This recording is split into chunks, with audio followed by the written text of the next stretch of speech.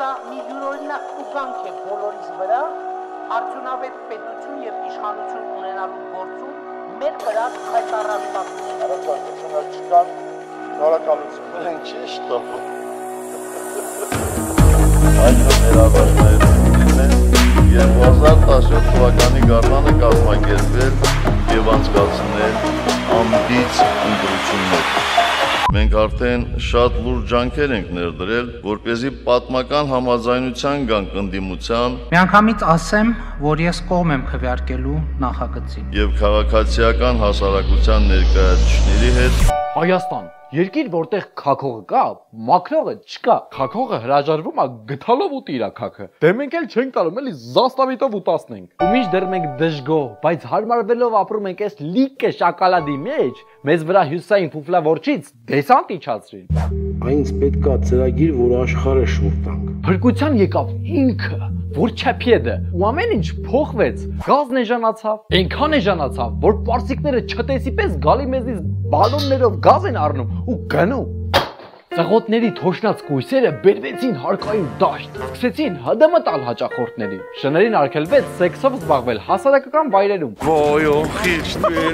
Իսկ այդ ընթացքում Էդվարդ Նալբանդյանը գրանցվեց կարմիր գրքում։ Երկիրն աչքերիս առաջ ծաղկում էր։ էականորեն մեծացել է բնակչության բարեկեցությունը։ Ես քո ծանողը եմ։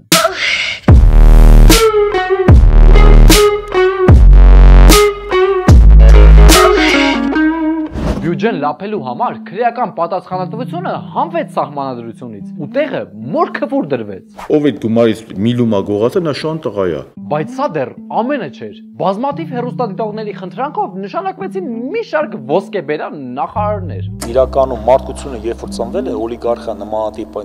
շերտը եղել է։ Չէ, իրականում մոտի տանում ես եկքաբաշը։ Սկզբում 26 հատ բոզ ա եղել։ Այս ամենքը ունեցել են մի հատ տղա։ Այս մի օր այս 26 բոզի տղեկը հավաքվում են իրար գլուխ գաղի են տալիս, ես իմիջեր են անում ու ստեղծվում է B26-ը։ Այդ դրանից հետո ստեղծվում է կոռուպցիան, այդ նոր օլիգարխները։ Նախնադարյան ժամանակահատվածում լավ օլիգարխը եղել է լավ մամոն սպանողը։ Արդյոք այդպես է։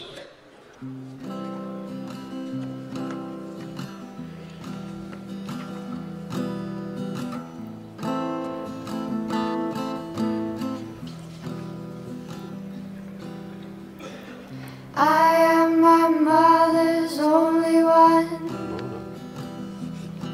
It's enough. Շատ լավ, ճիշտ են։ Անչի մեր մոտ լավ օլիգարխ չկա։ Բեղավ։ Մեր մոտ լավ օլիգարխը մամոնտ չէ, բայց լավ զինվորական բժիշկ ու զինվոր սպանողն է։ Այս մի պաձես ժողովրդի մեջ 900,000 աղքատ ստեղծողը, հետո դրան սովից սպանողը։ Ստեղ այս տիպի պոխուիզմի ու բեսպրիձելի դիմաց օլիգարխը հայտնվում է մի մեծ շենքում, որը կոչվում է ազգային ժողով։ Այդտեղ Սերժիկ Սուլթանիչի թիմը պոռնկածին օրենքներ ընդունում։ Հարցեր շատ քիչ ենք բերում ազգային ժողով, որը ժողովրդի օգտին է, էլի։ Օրինակ, ոսկեբերան նորանշանակներից մեկի Վիգենիկից առաջարկած 1000 դրամի օրենքը։ Ես կարծում եմ, որ գաղափարը փայլում է, գաղափարը բարոյական է։ Բայց մենք էլ ասենք՝ նիզախույ, չկա արա ձեզ տալու, հա հենց ձեզ, բանակին տասնապատիկը կտանք։ Այդ փողը ձեր ворի տրամագիծը մեծացնելու համար այդ չափներ։ Զոհված կամ վիրավոր զինվորի ընտանիքին չի գնալու։ Եթե գնար վախտին, երբ այդ զինվորը կենթանի էր, Գոմեշի միշտ չէիք տա։ Իր սնունդն էլ տանեիք Լեհաստան ծախելու։ Գիշերային տեսողության սարք կառնեիք կտայիք, ոչ թե կանսերվի ղութիկ։ Դուք 2016-ի Porsche չէիք շռսնի ու զինվորի ձեռը 80-ականներից զենք տայիք։ Որտեւ այսօր բանակում զինվոր պահելը դարել է։ Պետք է իմանանք ով ինչա տարել էս պետություն։ Աշխատավարձը մեր ու ձեր մասնավոր սեփականությունն է։ Հարկերը կես տոկոսով ավելացնեիք, նույն գումարը կստանայիք։ Բայց այդ դեպքում մարդիկ հարց կտային, բա մնացած 23%-ը հերիք չի հարցերը լուծելու, այ գանդ։ Դրա համար փորձել եք շուստրություն անեք ու ձեր հավատով հարցը տանեք դեպի բարոյական դաշտ ու ասեք. «Խի տենց մեկը կա, ով չուզի իր բանակին 1000 դրամ տա»։ Միանգամից ասեմ, որ ես կողմ եմ քվեարկելու նախագծին։ Պարոն падգամավոր, մենք Ռոքֆելլերը չենք, որ վզներից թազա հանձնաժողով պայենք ու վաշխառուների նոր խմբի աշխատավարձ տանք։ 1000 դրամ պարտքի համար մարդիկ շաբաթներով հոսանքազրկվում են։ Այսօր ասում ենք, խի պետական բյուջեն չի տալ այդ փողերը,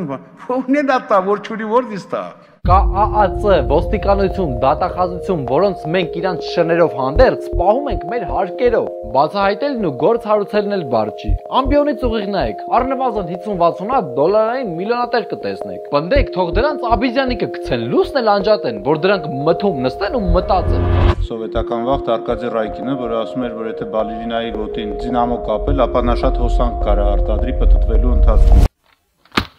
Բանակաշեն Վիգենիկ, հայրենասեր տղա ես, բա բանակում խիչ ես ծառա է։ Չնայած որ ծառա էր ու մի բան ըլներ, հայրենիքն ով էր սիրելու։ Բայց այդ կոկորդիլոսներին հանգիստ թողեք։ Կոկորդիլոսի կաշվից $7,700 ժամը որն ապ էր։ Ամոթա, տես դիշովի կայֆեր մի արեք, ապխտեիք, որոճայիք, ասեինք հա, թողեք այդ խեղճ կենդանիներն էլ ապրեն ձեզ պես, ուտեն, քաքեն, քնեն։ Ես ընտրելու եմ Սերժ Սարգսյանին, առաջ Հայաստան։ Չէ, բայց զարմանում եմ քո վրա, Վիգեն լար, ամառը քանի հոգի դուրս եկավ խորենացի, մաքսիմում 20,000, մի տոկոսն չի անում բնակչության։ Ինչ ուզում անում եք, մեկա փողոց դուրս չեն գալիս, ինչ հազար, տոմի 40-50,000 ռեկետ անեիք էդ հար։ Ծերերի ու ուսանողների թոշակը վերցնեիք, նորածինների ու աղքատների նպաստը ափր-ցփր ծախսեիք։ Ինձ ասում են այս ոնց է 700 միլիարդը բա ով է կերել։ Հետո էլ մարդիկ հիմնադրամ հայացքով կասեք չկա այդ փողը, արես տենդե շաբաշ ենք տվել։ Հա, մի բան էլ, որ բանակը անկուսակցական է, ոնց է բանակի թիվ 1 դեմքը պաշտպանության նախարարը հանրապետքարան, հե՞։ Հիմա մենք ունենք հրաշալի գաղափար, որը պետք է կյանքի կոչել։ Սույն օրենքի համար Արա սրա դեմը տարեք մի քիչ վայրիկ աշտալ լցեք թող լափի հանգստանա։ Մինչև մենք մտածում էինք այս հարցերի շուրջ, Քարանձավի խորքից մագաղատը ձեռքին մի ալեհեր ծերունի դուրս եկավ ու ասեց. Ժողովուրդ ջան, այսօր չեմ հիշում, Սերժիկի լավը քրֆել եմ թե չէ։ Հələ լսեք, կարևոր բան ունեմ ասել։ Եթե անօթևանների տները մենք ենք առնելու, հիվանդ երեխեքի փողը մենք ենք հավաքելու, զինվորի սնունդն ու սիգարետը մենք ենք ուղարկելու։ Էլ սրանց խի ենք պահում մեր վզին իրանց ծառայողական ավտոներով, Պուտանաշվիլի քարտուղարներով ու միլիոնանոց աշխատավարձերով։ Եկեք սրանց հավաքենք ու ցմաս սիկտ իրան։ Գնացեք դեսանտ իջած որչապետին ասեք գոնի մուրաբա աշխատավարձը մարդու մասնավոր սեփականությունն է։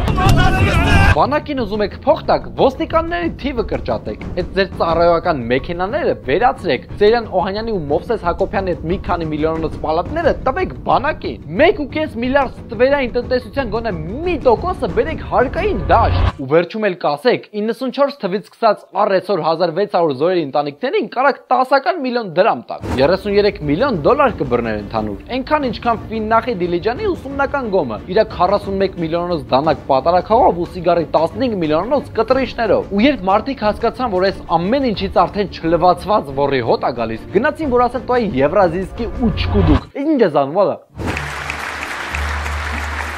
Գնացին, տեսան, համագումարա, այդ չատին դաղն է բռնե մտել է հանրապետքարան կուսակցություն, թե որտեղից է բռնել, քանի անգամ է բռնել, մտել նոր է բռնել, պարզել չհաջողվեց։ Դրանց հետ մեկտեղ կերաման մտավ մոդուլների Զարան, Բոլո Յանգը, Էդել Ապուլա Բետեն, Միզող տղայի արձանը, Օղոլմածիկ Ֆիդել Կաստրոն, Ազգի Մարետը ու եւս 7000 չար ու չատլախ, պլյուս 4 հատ նախարար։ Մեր այսօր բանակում զինվոր պահելը դառնա ուսանող պահելուց ավելի բարդ է։ Դրանց հետ էր նաև են իմպոտենտ բիձեն, այն որ ընդդիմադիր ելույթներ էր ունենում։ Պարզվում է մուֆլոնը հանրապետքարանն էր։ Շնորհակալություն, որոշումն ընդունված է միաձայն։ Սրտան շնորհավորում ենք ձեզ պարոն նախագահ։ Կուլմինացիոն մամենտ էր։ Ու այդ պայն դալիճ մտան կատաղած ու սոված մարդիկ, ու այդ չաղ ոռաստ հանրապետականներին բռնին կերան։ Քանի որ այդ մարդիկ նաև շատ բարի էին, տարիներ անց B26-ում սարքեցին դրանց գերեզմանը, վրեն էլ ցուցանակ կախեցին, որտեղ գրված էր,